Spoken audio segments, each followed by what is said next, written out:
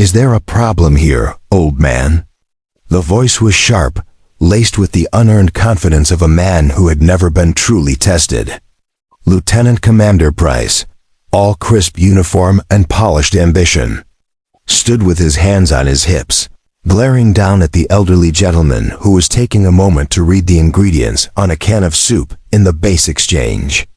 The old man, clad in worn jeans and a faded Navy veteran cap, seemed to shrink under the officer's accusatory gaze as he moved with the slow, deliberate economy of age. His hands knotted with arthritis, but his eyes, when he finally looked up, surprisingly clear and calm.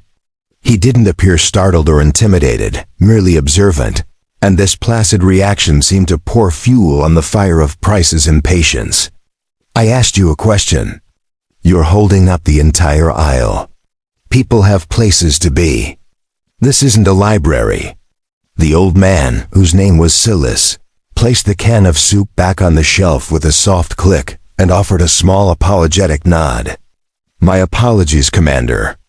I was just deciding, his voice quiet, a low rumble with a hint of a southern drawl, weathered by time but steady. He made no move to scurry away, instead meeting the officer's glare with a placid stillness that was more unnerving to Price than any angry retort, a quiet refusal to be cowed. Price's jaw tightened. Recently promoted and full of ambition, he saw disrespect in every shadow, imagining threats to his authority. This old civilian, likely some forgotten relic who'd spent 2 years on a supply ship 50 years ago, had now become his project for the afternoon. He would be made an example of. It's a can of soup, not a career choice. Some of us have actual duties to attend to on this base. What's your business here anyway? This exchange is for active duty personnel and their dependents, not for ancient mariners to wander around and clog up the works. He gestured dismissively at Silas's hat. I'm sure your service was very adequate, but that doesn't give you a free pass to inconvenience the real Navy. The barb glanced off Silas without effect as he adjusted the worn brim of his cap. I have an ID card, Commander. I'm permitted to be here. His calmness was a wall Price couldn't scale, making him furious. A few shoppers, young sailors and their spouses, slowed their carts, pretending to browse while watching. Price, aware of the audience, grew bolder. An ID card, let me see it, he demanded. Silas sighed with infinite patience, retrieved his veteran identification card, and handed it over. Price snatched it, searching for any flaw, but finding none, sneered and flipped it back. Fine, it's valid. That just means you're technically allowed to be here. It doesn't mean you own the place. I'm tired of seeing your type hanging around, reliving glory days that probably weren't glorious. What did you really do, old man? Push papers? Peel potatoes? I bet you haven't been on a ship in 50 years, but you wear that hat like you won a war. Silas's expression didn't change, though weariness settled in his eyes. He'd seen arrogance like this before.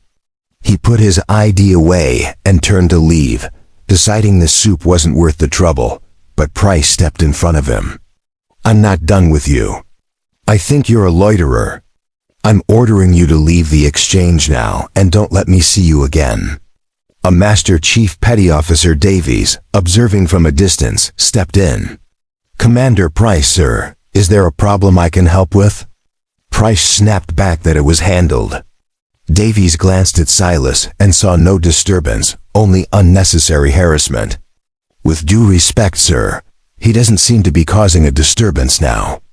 Price, anger rising, barked back, Are you questioning my order? But before the situation escalated, the aisle fell silent as Admiral Thompson, the base commander, entered, his aide behind him. Price snapped to attention, panicked. The Admiral ignored him and stepped directly to Silas, studying his dignified bearing, the veteran cap, the clear eyes. Sailor, I apologize for my officer's behavior. It is not the standard we uphold. Price flinched as the Admiral focused entirely on Silas. May I ask your name and what unit you served with? Silas replied quietly, "Silas, sir. It's been a long time. I was with the underwater demolition teams before they were called SEALs." Shock rippled through the aisle. The Admiral, recognizing the significance, leaned forward. "Silas, did you have a call sign?" After a long pause, Silas answered, "They call me Ghost 5, sir."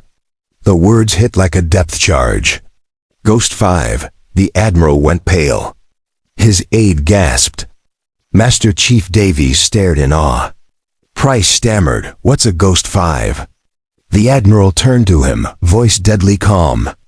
"Commander, you have the unmitigated gall to ask me what a Ghost 5 is after what you just did.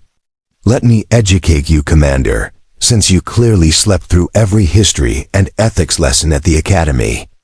Ghost Team was a 5-man SEAL element commissioned for Operation Nightfall in the winter of 1968, a black operation so deep and secret that most of the Joint Chiefs weren't even read into it. Their mission was to holo jump behind the Iron Curtain and destroy a new type of Soviet submarine guidance system. Their insertion was compromised. The welcome party was an entire Spetsnaz division. 4 members of Ghost Team were killed in the initial contact, and only one survived."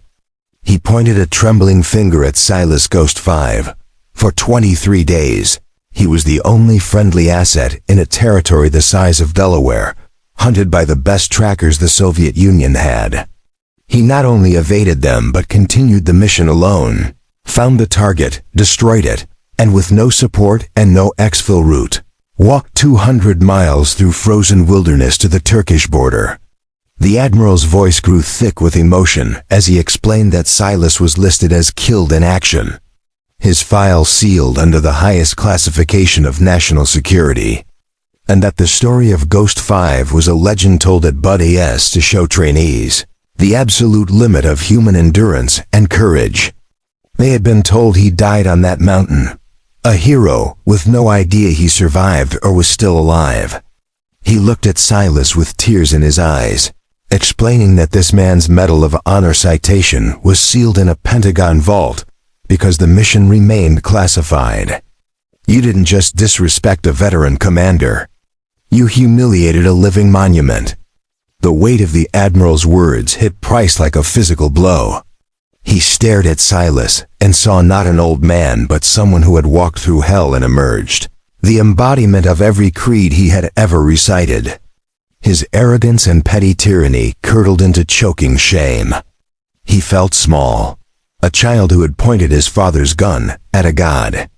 The aisle fell silent as young sailors stood ramrod straight, no longer watching the confrontation, but witnessing history.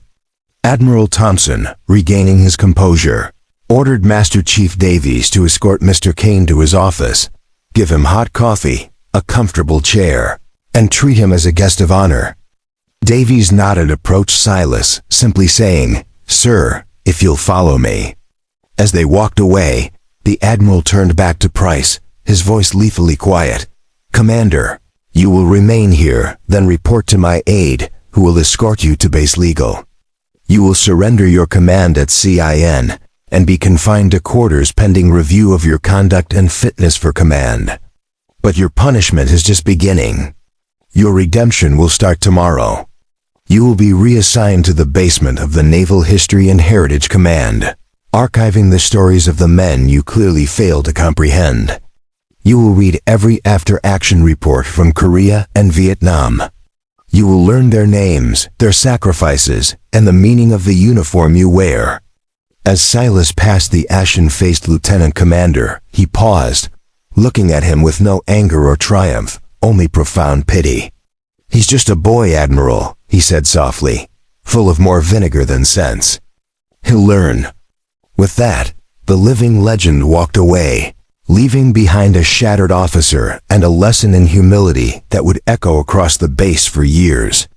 Price finally looked up, meeting the Admiral's eyes, and for the first time in his life felt true fear not of punishment, but of the vast honorable world he had just discovered he knew nothing about. His journey was just